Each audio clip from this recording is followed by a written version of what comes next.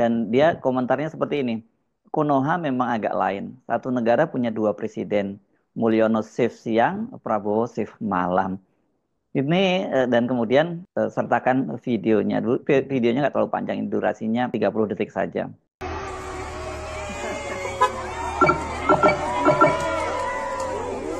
Atau orang lupa atau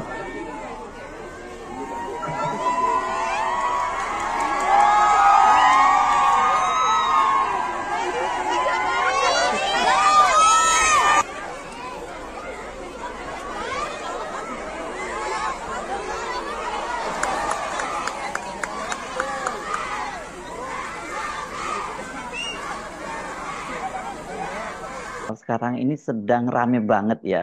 Ini menyoroti aksi mantan Presiden Jokowi yang masih terus bergaya seperti presiden, melakukan kunjungan-kunjungan ke berbagai daerah, bertemu dengan warga, dan kemudian yang cukup menarik itu adalah dalam setiap kunjungannya, bukan dalam setiap kunjungannya, dalam kunjungannya lah ini ya. Ternyata Joko Widodo itu masih mendapat perlakuan yang nggak beda-beda jauh seperti dia ketika masih menjabat sebagai seorang presiden. Ini misalnya ada satu video yang diunggah oleh ini akunnya TFT Dry Politik atau Dri Politik, saya nggak tahu bacanya seperti apa ini. Dan dia komentarnya seperti ini. Konoha memang agak lain. Satu negara punya dua presiden. Mulyono shift siang, Prabowo shift malam. Ini dan kemudian sertakan videonya. Videonya nggak terlalu panjang, durasinya 30 detik saja.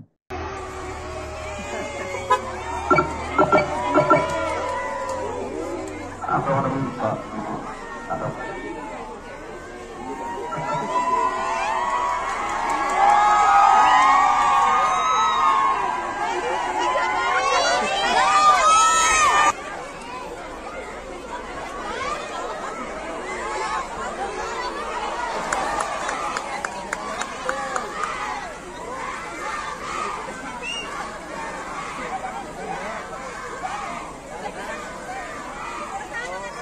Kedua ada lagi videonya, ini memang lebih pendek dan nggak terlampau jelas ini konteksnya. Kemudian ini diunggah oleh Muhammad Sobri, itu @msobri99. Ini cuitannya cukup menarik ini ya. Kenapa Pak Prabowo @Gerindra, jadi dia mencolek akun X-nya dari Partai Gerindra, diam saja melihat kenyataan ini. Kalau tidak ada tindakan sungguh memalukan pemerintahan ini. Miris kelakuan Mulyono ditulis di dalam videonya itu satu negara dua presiden, Jokowi dirujak netizen, dan kemudian dituliskan ada kasihan Pak Prabowo nasibnya mirip Ma'ruf Amin. Ini maksudnya sebagai ban serep saja gitu ya.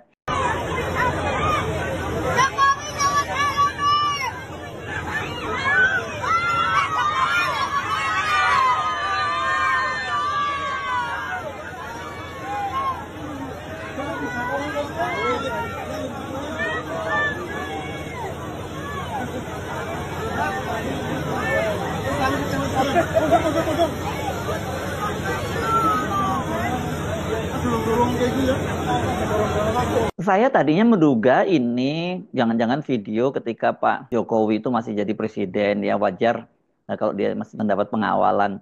Memang ini kita mesti hati-hati kalau di media sosial ini, kita mesti telusuri betul, melakukan verifikasi terhadap video-videonya karena bisa saja antara narasi dengan videonya itu berbeda. Karena saya mulai curiga kenapa kok masih dikawal oleh foreigners dan kemudian masih disambut oleh warga dan tadi kan dielu-elukan oleh anak sekolah. Berarti kan ada mobilisasi ya.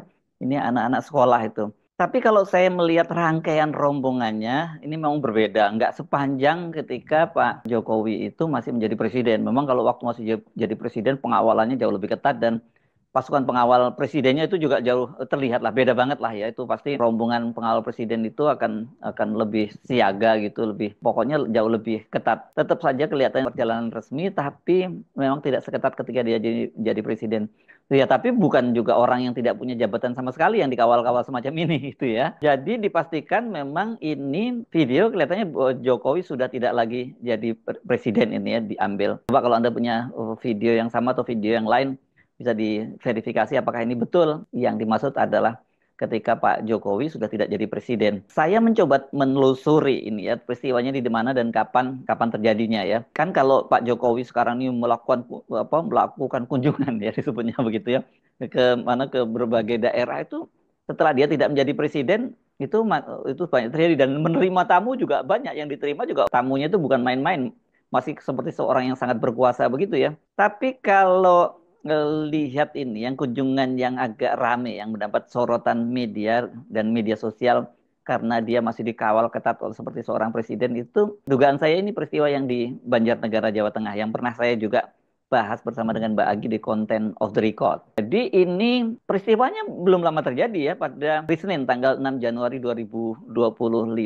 ketika Joko Widodo itu mengunjungi Bank Sampah Banjarnegara atau BSB di Desa Kasilip, Wanadadi, Banjarnegara, Jawa Tengah. Pada waktu itu narasinya juga Pak Jokowi itu hadir di situ dalam rangka temu kangen. Dan mungkin ini karena ada media lokal juga yang menyebut sebagai kunjungan kerja dari Presiden Jokowi. Jadi dia nganggap ini sebagai kunjungan kerja. Nah, yang kenapa kunjungan di Banjarnegara ini mendapat sorotan karena Pak Jokowi memang mendapat perlakuan yang istimewa di situ ya. Dari Polresnya sendiri menjelaskan dari akun Instagramnya mereka menyatakan bahwa mereka itu menyiapkan 190 orang personil dari kepolisian macam-macam tuh dari Sabara, dari Provos dan beberapa unit yang ada di Polres Banjarnegara itu dilibatkan untuk mengamankan kunjungan dari mantan Presiden Jokowi ya jangan salah menyebutnya ya kelihatannya ini ya nah tapi kalau saya salah memverifikasi Anda yang ingatkan saya ini bukan hoax yang diunggah oleh beberapa akun media sosial tadi itu ya kalau saya sebelumnya malah menyebut sebenarnya sekarang ini presiden kita itu kembar tiga ya atau mataharinya kembar tiga di Indonesia tapi kalau ini tadi shift-shiftan menyebutnya netizennya ya gitu. Rupanya buat netizen itu Gibran itu tetap posisinya sebagai wapres, tapi yang presiden itu Prabowo dan Pak Jokowi masih juga berlagak sebagai presiden. Kalau saya menyebutnya kembar tiga karena sesungguhnya kalau kita amati wakil presiden Gibran Rakabuming itu juga sangat intensif dia melakukan kunjungan ke mana-mana beda dengan wakil presiden sebelumnya. Kalau wakil presiden sebelumnya itu relatif seperti Pak Ma'ruf Amin itu nggak banyak melakukan kegiatan ya kecuali menerima tamu-tamu terbatas atau melakukan sesuatu yang memang didelegasikan oleh Jokowi pada waktu itu. Tapi kalau Gibran kelihatannya dia memang create proyek-proyek sendiri nih, kunjungan-kunjungan meninjau proyek-proyek yang sebenarnya kita juga nggak paham apa sih urusannya ini wakil presiden menginspeksi berbagai pembangunan proyek kecuali bahwa dia memang tujuannya ingin tetap tampil di depan media. Ya karena itu saya menyebutnya waktu itu mataharinya kembar tiga. Ada Pak Prabowo, ada Gibran, dan ada Pak Jokowi. Tapi kelihatannya bagi netizen ini lebih melihat justru Pak Jokowi yang berperan seperti seorang presiden itu yang menjadi matahari kembarnya Pak Prabowo atau mereka menyebutnya sebagai shift-shiftan gitu ya. Karena tapi saya sebenarnya kurang sepakat ya kalau disebut dengan ada presiden shift siangnya itu Mulyono, shift malamnya Prabowo gitu. Karena realitasnya kan Pak Prabowo itu masih tetap menjalankan tugasnya penuh sebagai seorang presiden. 24 jam Pak Prabowo menjalankan itu dan sangat aktif Pak Prabowo itu melakukan kunjungan-kunjungan ke luar negeri, hadir di forum-forum internasional, forum kerjasama berbagai negara atau kunjungan bilateral gitu ya. Jadi full sebenarnya. Cuman kelihatannya Pak Jokowi nggak mau kalah gitu. Dan ini yang memang tidak lazim. Masa seorang mantan presiden masih terus melakukan kunjungan-kunjungan, masih menerima tamu-tamu dan tamunya itu nggak main-main ada dari menteri sampai konglomerat gitu. Pertanyaan sekarang mengapa itu terjadi? Apakah ini yang sering orang sebut sebagai bentuk post-war syndrome? Orang yang sudah tidak punya jabatan lagi, kehilangan jabatannya, tapi kemudian dia masih terus ingin tampil sebagai ketika dia masih menjabat gitu ya. Kita bisa memahami kalau itu terjadi pada Pak Jokowi karena Pak Jokowi kan ketika dia masih menjadi presiden dia adalah orang yang terus-menerus ingin berada dalam sorotan media gitu. Bahkan pada waktu itu Pak Jokowi juga menyatakan dia masih melakukan kunjungan walaupun sampai hari terakhir masa jabatannya gitu. Beda dengan presiden-presiden lain dan juga semacam kesepakatan yang tidak tertulis begitu. Biasanya kalau sudah 6 bulan sebelum masa jabatannya berakhir ya seorang presiden itu tidak lagi mengambil keputusan-keputusan penting dan juga mulai mundur sedikit dan memberi kesempatan untuk presiden terpilih yang akan memimpin berikutnya yang lebih banyak menjadi sorotan media. Kalau Pak Jokowi kan tidak. Dia masih terus-menerus dia ingin di dalam sorotan media. Jadi istilah bebek lumpuh itu tidak berlaku buat Pak Jokowi. Bebek lumpuh itu sebenarnya sebuah istilah yang ini lazim digunakan di Amerika Serikat untuk menggambarkan ketika seorang presiden, calon presiden terpilih dan presiden yang masih menjabat itu disebut sebagai outgoing presiden dan incoming presiden gitu ya. Dan biasanya yang outgoing presiden itu tidak akan lagi mengambil putusan-putusan yang penting. Nah, tapi kalau Pak Jokowi beda banget kan karena sampai hari-hari terakhir pun dia masih melakukan rotasi besar-besaran di lingkungan TNI dan Polri yang kemudian dalam beberapa waktu yang sebulan terakhir ini kan oleh Pak Prabowo pelan-pelan mulai ditata kembali organisasi TNI itu sesuai dengan visi yang ingin diwujudkan oleh Pak Prabowo. Apakah itu fenomena post power syndrome? Saya kira buat Pak Jokowi tidak hanya sesederhana itu. Kalau orang post power syndrome itu kan lebih pada psikologi saja dan tidak punya implikasi politik apapun gitu ya. Dan biasanya banyak orang kemudian kalau post power syndrome-nya itu berlebihan, orang anggapnya itu orang stres tuh. Seperti itu biasanya nyebutnya seperti itu. Itu nggak berlaku buat Pak Jokowi. Post power syndrome-nya saya kira iya gitu ya. Tapi ini bedanya kan gini. Pak Jokowi kehilangan jabatannya, tapi dia belum kehilangan kekuasaannya, gitu ya. Kenapa? Karena sekarang ini seperti yang saya sebut tadi itu masih banyak orang yang berkunjung ke rumahnya Pak Jokowi di Solo, bergiliran datang gitu. Bahkan sekarang mulai banyak warga biasa gitu yang malah menjadikan rumahnya Pak Jokowi di kawasan Sumber Solo itu sebagai tempat wisata atau destinasi lah yang harus place to go ketika mereka pergi ke Solo. Bayangkan sampai seperti itu. Ini saya kira karena memang seperti sudah sama-sama kita pahami bahwa kabinetnya Pak Prabowo itu sekarang mayoritas masih ditempati oleh orang-orangnya Pak Joko Widodo. Jadi ini disebut orang-orang Jokowi. Dan itu terlihat mereka-mereka yang misalnya berkunjung ke sana itu yang kita lihat para menteri untuk berkunjung ke sana dan yang cukup mengejutkan itu adalah ketika pada waktu itu Taipan Besar Indonesia Muhtar Riyadi itu bersama anak dan cucunya ya, James Riyadi dan John Riyadi itu berkunjung ke Solo beberapa waktu yang lalu dan itu kunjungan itu terjadi tidak lama setelah ada pernyataan dari pemilik Pantai Indah Kapuk II atau Agung Sedayu Group, Aguan, dalam wawancaranya dengan Tempo kan ketika ditanya soal investasinya di IKN kan dia dalam rangka kata dia menyelamatkan wajah Presiden Jokowi karena pada waktu itu nggak ada investor yang masuk ke sana dan dia sudah mau mengakhiri masa jabatannya gitu. Waktu itu banyak yang nilai bahwa oh berarti Pak Jokowi sudah ditinggalkan oleh oligarki.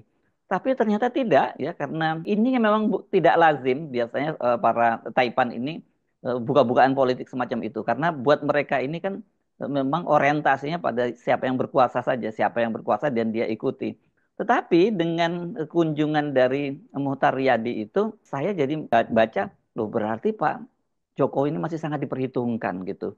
Saya kira ini nanti kaitannya dengan poin berikutnya yang akan saya bahas adalah posisinya Gibran Rakabuming. Kalau di Muhtar Riyadi itu kemudian membawa bukan hanya anak tapi dan cucunya, ini kan kita kemudian melihat kelihatannya Pak Muhtar Riyadi ini mulai bicara pada Pak Jokowi ada deal nanti kalau Gibran jadi presiden berarti urusannya nanti dengan cucunya yakni John Riyadi. Itu kira-kira tafsirnya seperti itu karena keluarga ini memang dikenal kalau dalam soal lobby-lobby politik jago banget ini bukan hanya di Indonesia dia mainnya udah sampai di Amerika gitu. Dia pernah tembus Gedung Putih ketika Clinton itu berkuasa menjadi presiden di sana dan itu dimulai ketika Clinton masih menjadi gubernur di Arkansas ya di Little Rock ibu kotanya seperti itu dan hubungan itu dimulai dari dia masih menjadi jaksa agung di Arkansas kemudian menjadi gubernur di negara bagian Arkansas dan kemudian berlanjut sampai ketika Clinton menjadi presiden. James Riyadi pada waktu itu sempat di-ban, itu dilarang masuk oleh Kementerian Kehakiman Amerika, tidak boleh masuk ke Amerika karena dia melanggar batas pemberian sumbangan oleh orang asing terhadap seorang kandidat presiden. Di Amerika yang begini-begini ini sangat ketat, keras banget gitu ya. Kalau saya melihatnya ini pasti ini ada kaitannya dengan investasi jangka panjang dari Muhtar Riyadi, anak dan cucunya untuk berkaitan dengan kekuasaan berikutnya gitu. Selama ini mereka dipastikan mendukung Joko Widodo sebagai presiden selama 2 periode dan saya menduga mungkin karena memang Pak Prabowo itu tidak cukup friendly ya gitu dengan para Taipan ini, walaupun di Indonesia ini siapapun jadi presiden dia harus deal dengan para Taipan. Tapi beda ya kalau Pak Jokowi sepenuhnya bisa dikendalikan oleh para Taipan. Kalau Pak Prabowo ini saya kira mungkin tarik ulur gitu ya. Dia agak agak berbeda lah dia. Karena itu saya Pak Jokowi ketika dia berlagak seperti seorang presiden, dia masih cukup pede karena jabatannya sudah hilang tapi kekuasaannya belum hilang ya. Apalagi anaknya juga menjadi wakil presiden gitu ya. Karena itu sekali lagi Jokowi tetap merasa masih berkuasa dan dia merasa juga nggak ada yang salah kalau dia kemudian mendapat keistimewaan gitu ya. Yang saya bertanya-tanya itu apakah seorang Kapolres seperti Kapolres Banjarnegara itu tidak tahu soal protap bagaimana perlakuan terhadap seorang mantan presiden. Sebagai mantan presiden dia tetap dapat pengawalan yang melekat. Masih ada pasukan pengawal presiden, pengamanan presiden yang melekat kepada dia. Tapi tentu tidak sebesar itu. Begitu juga kalau dia berkunjung ke daerah-daerah, ya nggak akan seperti itu. Contohnya Pak SBY misalnya ya, dia tetap dikawal gitu. Tetapi apakah kemudian mendapat pengawalan sampai ada 191 personil kepolisian? Itu baru dari kepolisian loh ya. Kita tidak tahu berapa yang dari Kodim dan kemudian berapa dari Satpol PP.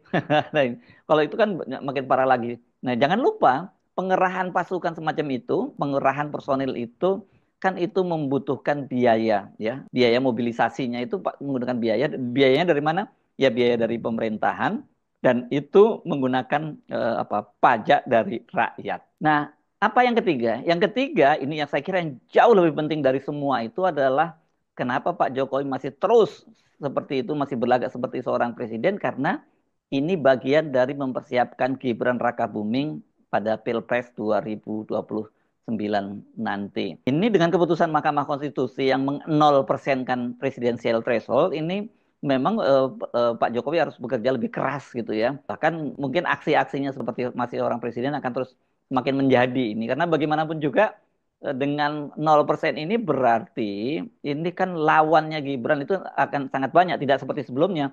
Sebelumnya itu ya dipastikan mungkin hanya satu dua calon presiden yang akan menjadi lawan dia. Ini akan cukup banyak dan salah satunya yang kita bisa hampir pastikan itu akan maju pada Pilpres 2029 adalah Anies Baswedan. Figur yang sejak awal itu coba disingkirkan oleh Jokowi, tapi dengan keputusan Mahkamah Konstitusi yang terbaru itu, ya apa boleh buat ya tidak bisa mencegah lagi kalau Anies kemudian mendapatkan tiket untuk maju pada Pilpres berhadapan dengan Gibran Rakabuming. Yang jadi persoalan kan sudah 0%, kemudian Mahkamah Konstitusi juga mengatur tidak boleh memborong partai. Jadi ada batasannya nih, nggak boleh seperti model Kim Plus di Jakarta, gabung semua partai yang ada di parlemen itu dalam satu kubu dan kemudian hanya menyisakan PDIP menjadi lawannya. Itu pun setelah PDIP itu tadinya nggak bisa lolos, tapi ada putusan MK, ambang batas pencalonan untuk kepala daerah diturunkan, dia bisa maju sendiri gitu ya. Ke depan nggak boleh terjadi semacam itu. Jadi Pak Jokowi memang betul-betul ini harus semakin bekerja keras dan Gibran juga harus semakin bekerja keras. Cuma untungnya ini ya Gibran ini kan sekarang ini ketika calon presiden lain masih berpikir nanti apakah partai saya akan mengusung saya atau partai apa yang akan mengusung saya, Gibran sekarang sudah mulai berkampanye karena dia dipastikan dia sudah dapat tiket. Dengan keputusan itu Gibran dan Jokowi juga diuntungkan karena PSI partai yang sebenarnya digadang-gadang jadi kendaraan dari Jokowi dan Gibran, khususnya nanti kalau Jokowi itu tentu saja dia mungkin menjadi ketua umumnya, kalau Gibran itu tiket untuk maju kepada Pilpres 2029 nantinya dia bisa mengusung juga meskipun PSI itu tidak lolos parliamentary threshold gitu ya. Dan ini saya kira agenda yang paling utama dari berbagai aksi Pak Jokowi ini terus bergaya seperti seorang presiden dan parahnya juga dimanjakan oleh beberapa unsur di kekuasaan ini seolah dia betul-betul masih menjadi seorang presiden. Jadi bagaimana ini? Harusnya sih menurut saya Pak Prabowo tegas dong ya. Harus mengingatkan pada Kapolri terutama apa yang terjadi di Banjarnegara tidak boleh itu dilakukan. Ini duit rakyat loh ya gitu dan ini kan juga bisa menyinggung Pak Prabowo sebagai presiden. Apa-apaan ini? Buah presidennya kok masih ada orang lain yang diistimewakan seperti seorang presiden. Selain itu Panglima TNI, karena saya bisa menduga ketika Kapolri melakukan pengamanan yang cukup ketat semacam itu pasti akan dilibatkan juga TNI ya biasanya, tapi mungkin bukan lapis pertama. Kalau dulu TNI organik itu bisa lapis kedua karena lapis pertama itu biasanya adalah pasukan pengawal presiden, pasukan pengamanan presiden, lapis kedua TNI, kemudian tiga ada Polri dan kemudian Satuan Polisi Pamung Praja. Jadi kalau kunjungan ke daerah-daerah itu memang pengamanannya sangat besar dan memerlukan dana yang tidak kecil. Selain Panglima TNI, Mendagri ya, ini Mendagri itu juga harus mengingatkan kepala daerah tidak boleh ada sampai pengerahan Satpol PP besar-besaran ketika mengamankan Jokowi ketika dia masih melakukan kunjungan-kunjungan atau belusukan ke berbagai daerah. Tetapi menurut saya termasuk Menteri Pendidikan Dasar dan Menengah, Profesor Abdul Muti juga mesti mengingatkan tuh para guru-guru, nggak boleh tuh siswa-siswa kok kemudian dimobilisasi untuk mengeluh-elukan Pak Jokowi. Ini kan hanya sekedar memuaskan ego Pak Jokowi bahwa dia ternyata masih dicintai rakyat, dia masih berkuasa sehingga kehadirannya masih dielu-elukan ya. Tapi kalau warga Jawa Tengah yang kemudian masih mengeluh-elukan Pak Jokowi nggak terlalu kaget ya. Ya memang ini boleh buatlah kita harus menerima realitas seperti itu Jawa Tengah. Warganya masih seperti itu gitu. Saya kira kaitannya dengan soal pendidikan juga tingkat ekonominya warga itu ya. Yang saya kira tugas dari Nah, tugas sekarang gubernurnya juga orangnya Pak Jokowi ya. Tugas dari gubernur dan wakil gubernur itu membuat rakyatnya lebih pinter, kemudian juga lebih sejahtera sehingga tidak mudah dimobilisasi. Pertanyaannya kalau Pak Prabowo sekarang masih sungkan dengan Pak Jokowi, ya karena bagaimanapun juga kan Pak Prabowo menyatakan bahwa Pak Jokowi itu guru politiknya dan dia tahu bahwa keberhasilan dia menjadi presiden itu antara lain didukung oleh kekuasaannya Pak Jokowi. Apa yang harus kita lakukan? Ya, yang harus dilakukan adalah netizen yang harus terus bekerja. Seperti ini tadi, seperti beberapa teman tadi, Sobri, siapa tadi yang lain, untuk terus menyuarakan ini dan mempertanyakan apa sungguhnya yang terjadi ya. Ingat ya, kasus OCCRP itu adalah salah satu contoh keberhasilan netizen ya. Ini ketika kemudian OCCRP menobatkan Pak Jokowi sebagai salah satu finalis atau enam besar ya, enam besar pemimpin yang terkorup di dunia, itu kan membuat Jokowi dan para buzzernya nggak bisa berkutik lagi. Mereka hanya bisa ngamuk-ngamuk, nggak ada gunanya karena walaupun mereka ngamuk bahkan ngancam akan membom kantor OCCRP, tapi sudah tercatat oleh sejarah di dunia bahwa Jokowi itu adalah salah satu pemimpin terkorup di dunia. Jadi bukan seperti yang selama ini dicitrakan oleh para buzzernya atau lembaga-lembaga survei yang selama ini dalam asuhan dari Joko Widodo yang oleh netizen sekarang disebut sebagai ternak-ternaknya Jokowi atau para